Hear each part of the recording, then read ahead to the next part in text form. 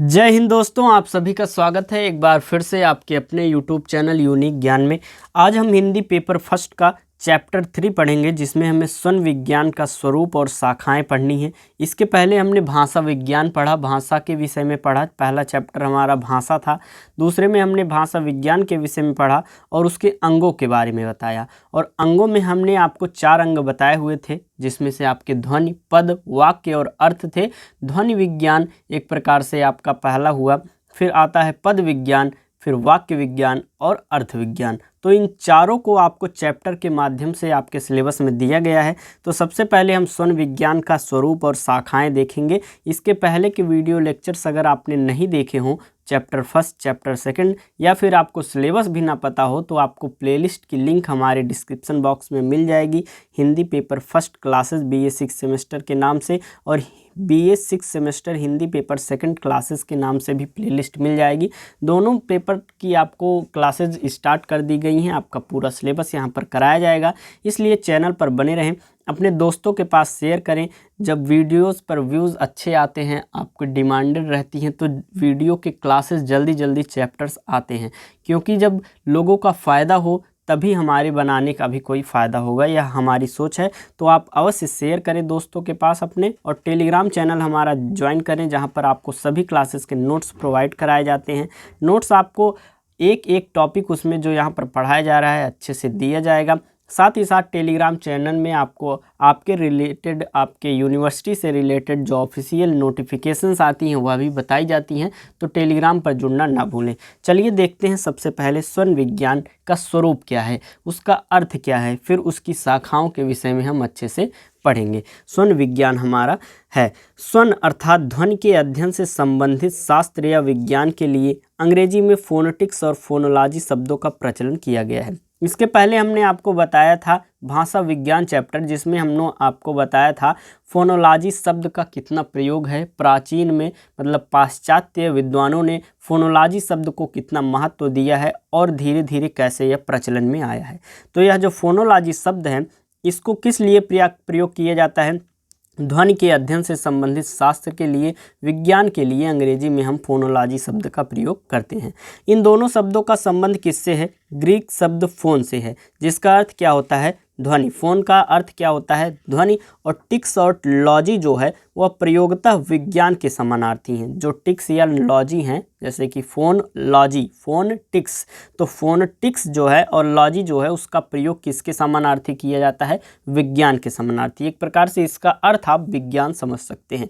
तो आपसे क्या हो गया? फोनेटिक्स या फोनोलॉजी अर्थात ध्वनि। फोन मीन्स क्या बताया गया आपको? ध्वनि। और टिक्स या लॉजी मीन्स आपको बताया गया विज्ञान। तो ध्वनि विज्ञान, फोनेटिक्स या फोनोलॉजी शब्द का प्रयोग यहाँ पर प्रचलन में आया। इस प्रकार दोनों ही प्रकार से स्वन विज्ञान है, स्वन विज्ञान है या ध्वनि विज्ञान है, किंतु प्रयोग की दृष्टि से दोनों में अंतर है। अंतर क्या है? फोनेटिक्स जो है, फोनेटिक्स और फोनोलॉजी दोनों शब्दों में एक प्रकार से अंतर है, जिसमें हम पहले आपको फोनेटिक्स शब्द का अर्थ बताते हैं। फोनेटिक्स अर्थात स्वन विज्ञान में हम ध्वनि की परिभाषा, भाषा, ध्वनि, ध्वनियों के उत्पन्न करने के अंग, ध्वनियों का वर्गीकरण और उनका स्वरूप आदि बातों पर विचार करते हैं। जो फोनेटिक्स है उसमें हम किस पर विचार करते हैं?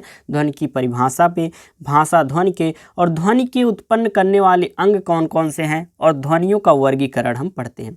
साथ ही साथ भाषा विशेष की ध्वनियाँ, उनका उच्चारण तथा वर्गीकरण आदि भी इसके अंतर्गत आता है। लेकिन जो फोनोलॉजी शब्द होता है उसमें भाषा विशेष की ध्वनियों की व्यवस्था, इतिहास तथा परिवर्तन आदि का अध्ययन किया जाता है। हमने आपको बताया फोनेटिक्स और फोनोलॉजी दोनों का एक प्रकार से अर्थ हो जाएगा स्वन विज्ञान या ध्वनि विज्ञान, लेकिन दोनों के क्षेत्र, दोनों के बारे में अध्ययन करने के जो क्षेत्र हैं वह अलग अलग हैं। किस प्रकार अलग हैं वह हमने आपको बताया। इसके आगे चलिए देखते हैं। वर्तमान में प्रायः फोनेटिक्स का प्रयोग जो है वह ध्वनि के भाषा निरपेक्ष अध्ययन के लिए किया जाता है। जो फोनेटिक्स शब्द है उसका किस लिए प्रयोग किया जा रहा है? ध्वनि के भाषा निरपेक्ष अध्ययन के लिए किया जा रहा है। ये टॉपिक्स जो हैं आपके लिए एकदम न्यू हैं, इसलिए आपको समझने में थोड़ा देरी होगी। बस ध्यान से पूरा लेक्चर आप देख लीजिए, आपको अच्छे से समझ में आ जाएगा। और जो भी समझ में ना आए आप क्वेश्चन करके हमसे पूछ सकते हैं। आपके कमेंट खुले रहेंगे, कमेंट में आप क्वेश्चन करेंगे, आपको जवाब अवश्य दिया जाएगा, जिससे आप उस बात को समझ पाएंगे। जिसमें सामान्य रूप से ध्वनियों का उच्चारण, वर्गीकरण आदि होता है। तो फोनोलॉजी का प्रयोग भाषा विशेष की ध्वनियों की व्यवस्था के लिए किया जाता है। फोनोलॉजी का किस लिए किया जाता है? भाषा विशेष की ध्वनियों की व्यवस्था के लिए किया जाता है। अगर हम संस्कृत में स्वन विज्ञान को जानें तो संस्कृत में स्वन विज्ञान का पुराना नाम क्या है? शिक्षा शास्त्र है। हिंदी में इस प्रसंग में फोनेटिक्स के लिए मुख्यतः स्वन विज्ञान, ध्वनि शास्त्र आदि तथा फोनोलॉजी के लिए ध्वनि प्रक्रिया, स्वन प्रक्रिया या स्वनिम विज्ञान आदि नाम प्रयुक्त हो रहे हैं। एक प्रकार से अभी आपको यहाँ पर स्वरूप बताया जा रहा है, तो स्वरूप में आपको जो उनके द्वारा प्रचलित शब्द हैं, अलग अलग शब्द दिए गए हैं, उनके आपको अर्थ बताए जा रहे हैं, उनका क्षेत्र बताया जा रहा है, जो कि आपको अच्छे से समझ में आ रहा होगा। आगे देखेंगे, एक रूपता की दृष्टि से फोनेटिक्स के लिए ध्वनि विज्ञान या स्वन विज्ञान और फोनोलॉजी के लिए ध्वनि प्रक्रिया, स्वन प्रक्रिया या स्वनिम विज्ञान का प्रयोग किया जाता है। अब हम देखेंगे ध्वनि अध्ययन के आधार कौन कौन से होते हैं। ध्वनि अध्ययन के आधार कौन कौन से होते हैं, किस प्रकार के होते हैं और किस आधार पर हम अध्ययन ध्वनि का करते हैं। इसके 3 आधार हैं। ध्वनि को अध्ययन करने के 3 आधार हैं। कौन कौन से? पहला एक उच्चारण, दूसरा एक प्रसरण और तीसरा हो जाएगा श्रवण। आपका प्रसरण या संवहन यह एक होता है। तो 3 आधार पर हम ध्वनि का अध्ययन करते हैं। वह कौन कौन सा है? उच्चारण, दूसरा है प्रसरण या संवहन, तीसरा है श्रवण। आप, यह बेसिक बात है, आप कोई भी बात बोलते हैं तो उसका उच्चारण करते हैं। प्रसरण या संवहन अर्थात हमारे द्वारा बोले गए, उच्चारित किए गए शब्दों का प्रसरण होता है, एक जगह से दूसरे स्थान पर जाता है, फिर उसको क्या किया जाता है? दूसरों के द्वारा, कर्ण द्वारा, उनके कानों द्वारा सुना जाता है। तो यही प्रक्रिया हमको इस चैप्टर में पढ़नी है। ध्वनि को हम कैसे उच्चारित करते हैं, उसका अध्ययन कैसे करते हैं, बस यही हमारा चैप्टर है। तो इसमें हम ध्वनि के अध्ययन का आधार पढ़ेंगे। ध्वनि को हमने पढ़ लिया है, जिसमें हमारे 3 आधार हैं। तीनों आधारों को पढ़ेंगे और हमारा चैप्टर हो जाएगा समाप्त।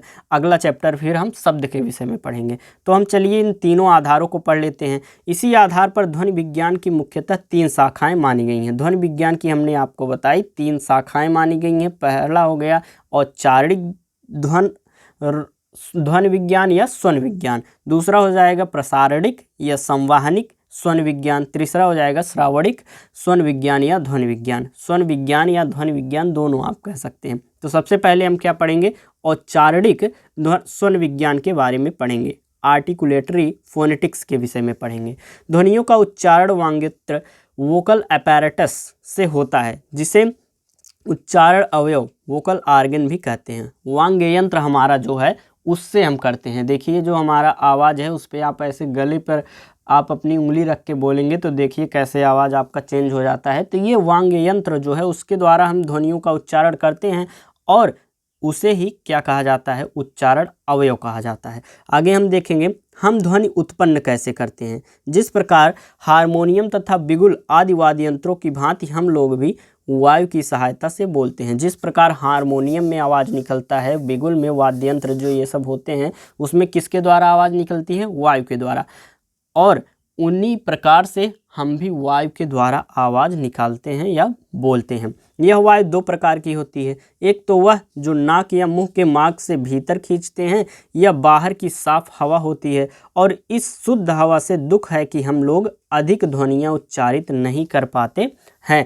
जैसे कि आपके 2 आवाज़ होते हैं, मतलब 2 प्रकार की हवाएं होती हैं, एक शुद्ध हवा, एक विशुद्ध हवा। शुद्ध हवा वह होती है जो हम अपने नाक या मुंह के माध्यम से अंदर की तरफ खींचते हैं, लेकिन इससे हम ज़्यादा ध्वनियों को उच्चारित नहीं कर पाते हैं। जैसे कि कुछ भाषाएं हैं जिनको हम उच्चारित कर लेते हैं, जैसे कि अफ्रीका, अमेरिका आदि ही कुछ जो शब्द हैं उनको हम उच्चारित कर लेते हैं। ध्वनियों के इनके उच्चारण में ही यह हमारी जो शुद्ध हवा है वह काम आती है। लेकिन जो दूसरे प्रकार की हवा है वह फेफड़े की गंदगी साफ करके बाहर निकलती है। वास्तव में पूछा जाए तो यह दूसरी हवा जो पहली का गंदा रूप होती है। जैसे कि जो सांस हम लेते हैं अपने मुंह या नाक के माध्यम से वह साफ हवा होती है, और वह जब फेफड़ों की गंदगी साफ करके फिर से बाहर निकलती है, वही दूसरा हमारा रूप होती है, दूसरी हवा होती है, जो हमारे पहला जो हमने श्वास लिया, हवा अंदर ली, उसी का दूसरा एक प्रकार से रूप होती है।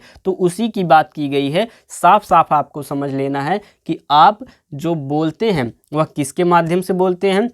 वायु के माध्यम से बोलते हैं। किन 2 प्रकार के वायु के माध्यमों से बोलते हैं? पहला हुआ शुद्ध हवा।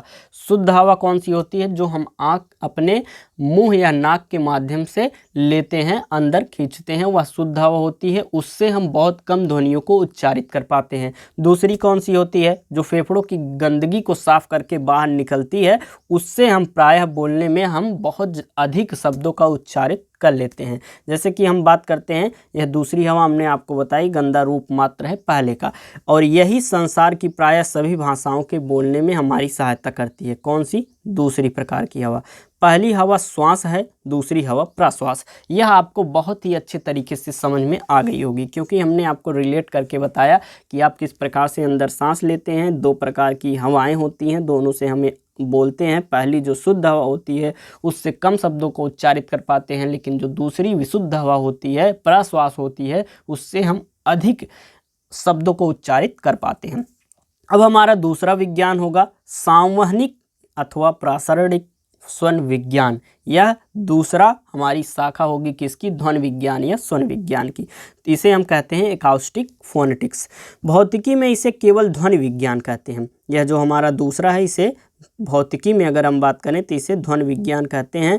मैंने इसे इस आधार पर यह नाम दिया है कि भाषा विज्ञान में इसके अंतर्गत इस बात का अध्ययन किया जाता है कि कैसे ध्वनि लहरों द्वारा वक्ता के मुंह से श्रोता के कान तक ले जाई जाती है। संवहनिक, हमने आपको चैप्टर के स्टार्ट में नाम बताते ही बता दिया था कि हम जब उच्चारित करते हैं तो हमारे मुंह से श्रोता के कान तक आवाज़ जिस वे में जाती है, वही संवहन करके जाती है। तो उसी के बारे में इस विज्ञान में हमें पढ़ना होता है। ऐसा होता है कि फेफड़े से चली हवा ध्वनि यंत्रों की सक्रियता के कारण आंदोलित होकर निकलती है और बाहर की वायु में अपने आंदोलन के अनुसार विशिष्ट प्रकार के कंपन लहरें पैदा करती है। जब हम कोई ध्वनि उच्चारित करते हैं तो वह कंपन के माध्यम से एक प्रकार से चलती है। ये लहरें ही सुनने वाले कान तक पहुंचती हैं। जो उच्चारण हम करते हैं शब्दों का, जो वायु निकलती है, वह कंपित होकर लहरें बनाकर हमारे मुंह से श्रोता के कान तक पहुंचती है और वहाँ श्रवणेंद्रिय में कंपन पैदा करती है। जो श्रवण मतलब सुनने की जो इंद्रियां होती हैं हमारे कान में, वहाँ पर जाकर यह कंपन पैदा करती है और हम सुन सकते हैं। सामान्यतः इन ध्वनि लहरों की चाल जो है वह 1100 से 1200 फीट प्रति सेकंड होती है। जो जो ये लहरें आगे बढ़ती हैं, इनकी तीव्रता घट जाती है। जैसे ही हम बोलते हैं, हमारे मुंह के पास उसकी जो लहरों की तीव्रता है वह ज़्यादा होती है, धीरे धीरे दूर जाती है तो उसकी तीव्रता कम हो जाती है, और यही कारण है कि दूर के व्यक्ति को ध्वनि धीमी सुनाई देती है। बहुत अच्छे तरीके से आपको समझ में आ रहा होगा, क्योंकि बहुत ही साधारण शब्दों में यहाँ पर यह बातें बताई जा रही हैं।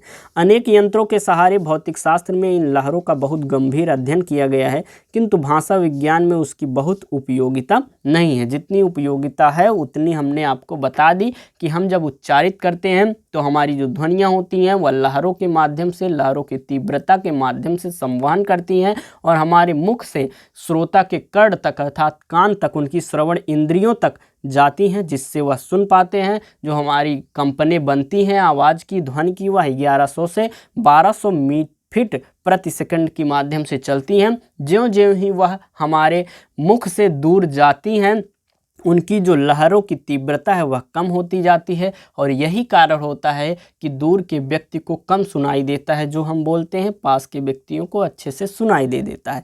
तो यही थी हमारी संवहनिक स्वन विज्ञान, जिसके बारे में हमें इन बातों का अध्ययन करना होता है। यह हमारी दूसरी शाखा हो गई। और तीसरी और अंतिम शाखा हमारी है श्रावणिक स्वन विज्ञान, ऑडिटरी फोनेटिक्स।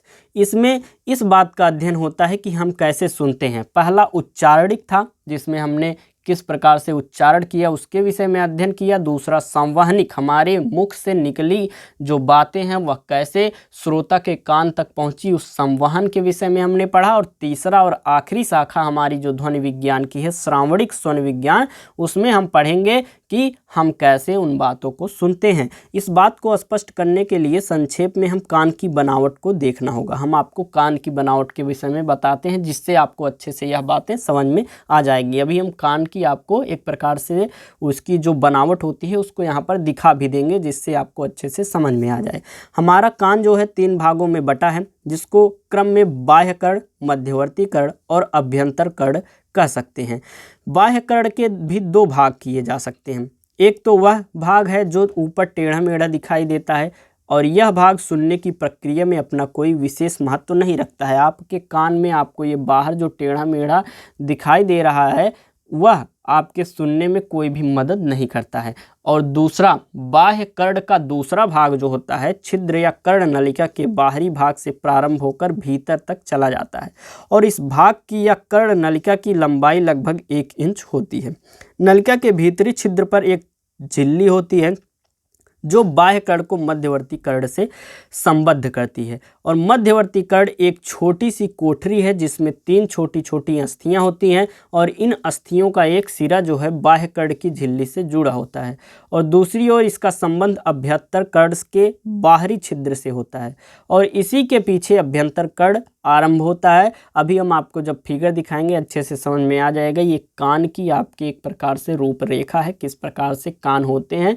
बाह्य कर्ण, मध्यंतर कर्ण, अभ्यंतर कर्ण, 3 कर्ण के भाग होते हैं। पहला हमने आपको बताया बाह्य कर्ण के भी 2 भाग होते हैं। पहला तो जिसका कोई उपयोग नहीं होता, जो हमारे कान के बाहर का एक अच्छा लगने के लिए समझ लीजिए ये बना दिया गया है और इसमें कुछ जाए ना, इसलिए थोड़ा उपयोगी करने के लिए बना दिया गया है। तो यह एक पहला भाग। दूसरा जो हमारा कर्ण छिद्रिका होती है वह बाह्य कर्ण की पहली दूसरी भाग होता है। फिर आता है हमारा मध्यंतर कर्ण और फिर अभ्यंतर कर्ण। मध्यंतर कर्ण में एक झिल्ली लगी होती है, झिल्ली जो है अभ्यंतर कर्ण से जुड़ी होती है और उसके माध्यम से हमारी श्रवण इंद्रियों तक हमारी कंपनों को पहुंचाती है जिससे हम सुन पाते हैं। अब हम आगे देखेंगे जो हमारा अभ्यंतर कर्ण है, इस भाग में शंख के आकार का एक अस्थि समूह होता है और इसके खोखले भाग में उसी प्रकार की आकार की झिल्ली होती है और इन दोनों के बीच एक प्रकार का द्रव भरा होता है और इस भाग के भीतरी सिरे की झिल्ली में श्रावणी शिरा के तंतु आरंभ होते हैं जो मस्तिष्क से संबद्ध रहते हैं। ध्वनि की लहरें जब कान में पहुंचती हैं तो बाह्य कर्ण की भीतरी झिल्ली पर कंपन उत्पन्न करती हैं और इस कंपन का प्रभाव जो है मध्यवर्ती कर्ण की अस्थियों द्वारा भीतरी कर्ण के द्रव पदार्थ पर पड़ती है और उसमें लहरें उठती हैं जिसकी सूचना श्रावणी शिरा के तंतुओं द्वारा मस्तिष्क में जाती हैं और हम सुन लेते हैं। ये देखिए आपका कान का भाग है। ये देखिए जो आउटर सरफेस है, जो बाह्य कर्ण का पहला भाग, इसका कोई उपयोग नहीं होता। फिर दूसरा भाग यहाँ पर एक्सटर्नल ऑडिटरी कैनाल होता है, ये उसके बाद पर्दा होता है। यहाँ पर आपको शंख के आकार का जो बताया गया था, ये देखिए शंख के आकार का यहाँ पर जो होता है उसे कोक्लिया कहते हैं और यहाँ पर होता है यूस्टेकियन ट्यूब। ये हमारे कर्ण का स्वरूप होता है, यहाँ से हमारी बातें जाती हैं। ये जब पर्दे पर पड़ती हैं तो पर्दे से लगकर यहाँ जो द्रव होता है, द्रव में कंपन करती हैं और यह हमारे मस्तिष्क में ले जाकर पहुँचाता है। इस प्रकार से हम सुन पाते हैं और यह हमारा चैप्टर यहीं पर ख़त्म होता है। इसके विषय में हम और थोड़ा जान लेंगे। ध्वनि अथवा हवा अन्य संबंध अणुओं में कंपन रूप में होती हैं। जो ध्वनि है, हवा तथा जो अन्य संबंध कणु होते हैं अणु, उसमें एक प्रकार से कंपन के रूप में होती है और हम वह सुन पाते हैं। यह कंपन प्रति सेकंड फ्रीक्वेंसी या आवृत्ति कहलाता है। जो कंपन होता है उसे हम फ्रीक्वेंसी या आवृत्ति कहते हैं और यह आवृत्ति कम या अधिक हो सकती है। सामान्यतः आदमी का कान कुछ से लेकर 20,000 आवृत्ति तक की ध्वनि सुन सकता है। जो 20,000 आवृत्ति तक की ध्वनि होती है उसे हम सुन सकते हैं, किंतु साफ समझने लायक वह केवल 90 से 10,000 तक ही सुन सकता है। और सुनने की दृष्टि से काफ़ी साफ आवाज़ 200 से 2000 के बीच होता है और अगर हम बहुत ही साफ सुनना चाहें तो 1000 से 2000 के बीच हम सुन सकते हैं। यह हमने आपको आवृत्ति के विषय में बता दिया। तो हमने आपको स्वन विज्ञान बताया, उसका स्वरूप बताया, उसके जो शब्द प्रचलन में हैं उनके दोनों के अर्थ हमने बताए। फिर शाखाएं बताई। शाखा में हमने आपको औच्चारणिक स्वन विज्ञान बताया, संवहनिक प्रसारणिक स्वन विज्ञान बताया, फिर आपका लास्ट श्रावणिक स्वन विज्ञान। तीनों को हमने आपको बताया। औच्चारणिक में हमने देखा हम कैसे ध्वनि को उत्पन्न करते हैं, कैसे शब्दों को बोलते हैं। संवहनिक में हमने देखा हमने जो बोला है वह श्रोता के कर्ण तक किस माध्यम से पहुंचता है वह हमने देखा। और फिर हमारा अंतिम आता है श्रावणिक स्वन विज्ञान, जिसमें हम देखें हम कैसे सुन सकते हैं, कैसे सुनते हैं, किन ज्ञानेंद्रियों के, किन श्रवण इंद्रियों के माध्यम से हम सुनते हैं। तो ये हमारा चैप्टर यहाँ पर होता है समाप्त। आपका अगला नेक्स्ट चैप्टर जो है वह जल्द ही आएगा, इसलिए चैनल पर बने रहें। दोस्तों के पास अवश्य शेयर करें, वीडियो लाइक करें। कोई भी प्रश्न आपके समझ में ना आया हो तो आप अवश्य कमेंट करके पूछें। टेलीग्राम चैनल ज्वाइन करें, यहाँ पर आपको नोट्स प्रोवाइड कराए जाते हैं। धन्यवाद, मिलते हैं अगले वीडियो में।